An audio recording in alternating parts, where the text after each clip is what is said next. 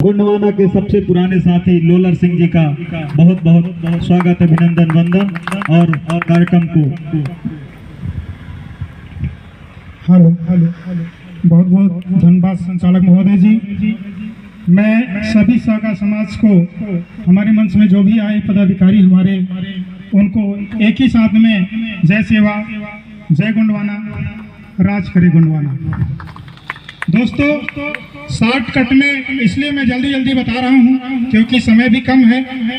साथियों, बहुत दुख की बात है कि जब हमने यहां नगर परिषद अध्यक्ष बनाया, दोस्तों, उस बीच में हमारे अध्यक्ष को अदर सत्ताधारी पार्टियों ने तोड़ने का प्रयास किया हमारे गोंडवाना के लोगों को। हमारे एक गोंडवाना के सिपाही को आपने ले गया, लेकिन हमारे साथ हजारों गोंडवाना के लोग खड़े हैं। दोस्तों, हम कहते हैं सिर उठा के झुका के नहीं, और हम लड़ते हैं लाठी उठा के, लाठी गिरा के नहीं। साथियों, हमने इसके लिए एक जिला के पदाधिकारी होने के नाते हमने मुख्य निर्वाचन आयोग भोपाल को भी दिया कि हमारे पार्टी का अपमान हुआ है, जबकि इसमें 10/3/2024 को गोंडवाना गणतंत्र पार्टी को छोड़ करके हमारे अध्यक्ष महोदया भाजपा में सदस्यता ली, जबकि लोक प्रतिनिधि अधिनियम 1950 व 1951 तथा भारतीय संविधान के अनुच्छेद 324 का उल्लंघन है। साथियों, ऐसा नहीं किया जाता। हमने आवेदन इस प्रकार से दिया कि हमारा नंबर 2 वार्ड खाली हो गया, क्योंकि गोंडवाना का सदस्य यदि भाजपा में चला गया, जीते हुए प्रत्याशी हम लोगों ने मेहनत किया था ना। आप सभी दूर दराज के जितने भी हमारे पदाधिकारी सिपाही हैं, सब आकर के मेहनत किया था और अध्यक्ष बनाया था।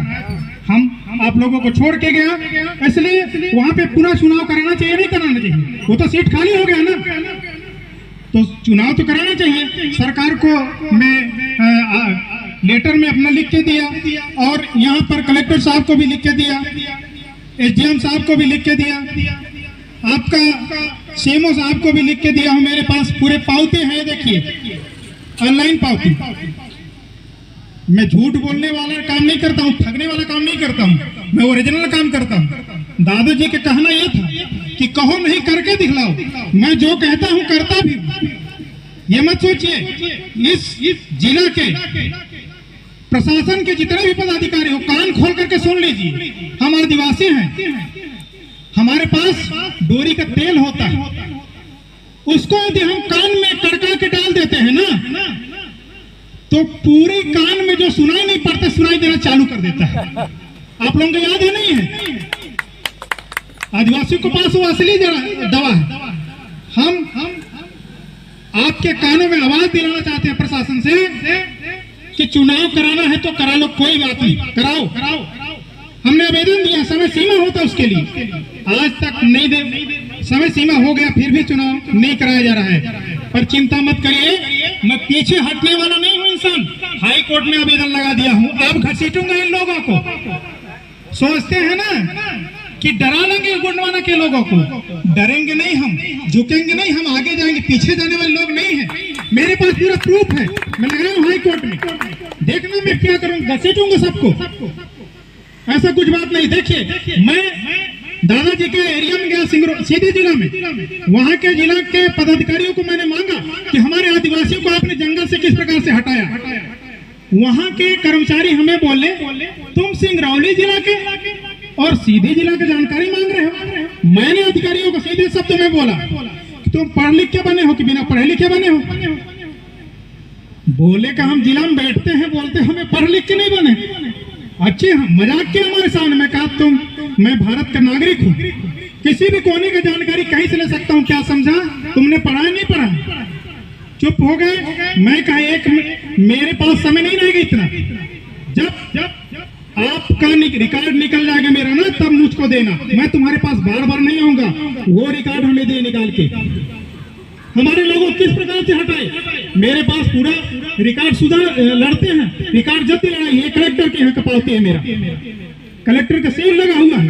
हमारे आदिवासियों को उन्होंने फर्जी ग्राम सभा करके उनको लिखा क्या है कि अपनी मन मर्जी से हम स्वेच्छा से भागना जाना चाहते हैं, जानवरों के डर के मारे, ऐसे करके दस्तखत करवाए। मेरे पास जितने भी आदिवासी के हैं पूरे दस्तखत, हमें जाके दस्तखत मिलान किया था। इसमें क्या लिखा है कलेक्टर साहब ने? मैं कहता हूं हमारे आदिवासी भाई तो नहीं समझते थे ना, हम आप लोग नहीं जानते हैं नियम कानून के बारे में, लेकिन कलेक्टर, एसडीएम, तहसीलदार जो भी हैं पढ़ लिख के बने हैं कि बिना पढ़े लिखे बने हैं, वो संविधान का उल्लंघन क्यों करते हैं, नियम कानून का धज्जियां क्यों उड़ाते हैं? उन्होंने सीधे लिखा कि आदिवासी घरों में नहीं रहते हैं। देख लीजिए लास्ट इसमें मेरे पास है, घर जीरो दिखाया गया है, कलेक्टर का सील लगा हुआ कॉपी है, ओरिजिनल में दिखा रहा हूँ, नकली नहीं दिखा रहा हूँ। कलेक्टर वहां बोलता है आदिवासी घर में नहीं रहते हैं, उनके जगह जमीन जीरो, घर जीरो, पेड़ पौधे जीरो।